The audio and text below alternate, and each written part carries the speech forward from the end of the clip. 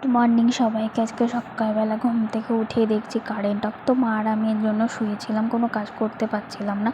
তারপরে যেই কারেন্ট এলো সঙ্গে সঙ্গে আমি চলে গেলাম কাজ করতে। গ্যাস ট্যাস মুছে যেই ঘরদোর মুছে বেরিয়েছি, হঠাৎ দেখি ধামধুম আওয়াজ, নাকি আমাদের ছাগলের খাওয়ার উপর থেকে মা রেখেছিলো সেটা পড়ে গেছে।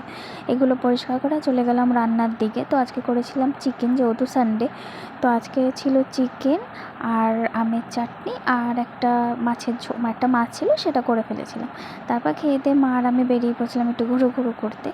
আজকে চলে গেছিলাম আমাদের হবিপুর স্কন মন্দিরে।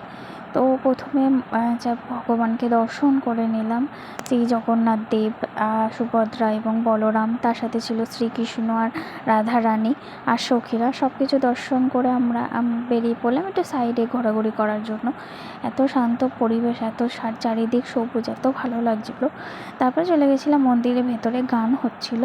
আর দেখো, এই মন্দিরের ভেতর গান হচ্ছিল, তখন দুটো যমজ বেবি ছিল। ওই দুটো ছোট্ট বাচ্চা মেয়ে কি সুন্দর নমস্কার করছে এবং নাচানাচি করছিলো, এগুলো দেখতে খুব ভালোও লাগছিলো। তারপরে এখানে কিছুক্ষণ বসে থাকার পর, বেশিক্ষণ তো বসা যেত না কারণ সন্ধ্যা হয়ে আসছিলো, হাই রোড দিয়ে যাবো। তো মা আর আমি তারপরে বেরিয়ে পড়লাম এখান থেকে বাড়িতে যাওয়ার উদ্দেশ্যে।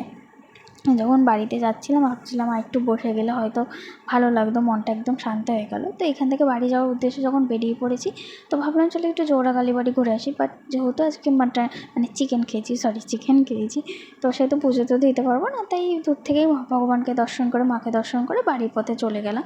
তো বাড়ি থেকে আজকে করে নিয়েছিলাম লুচি রাতের জন্য। লুচি আর চিকেন ছিল রাতের মেনু। তো আজকের ভ্লগটা এই অবধিই থাকলো, কালকে আবার দেখা হবে। আজকের মতন টাটা, বাই বাই।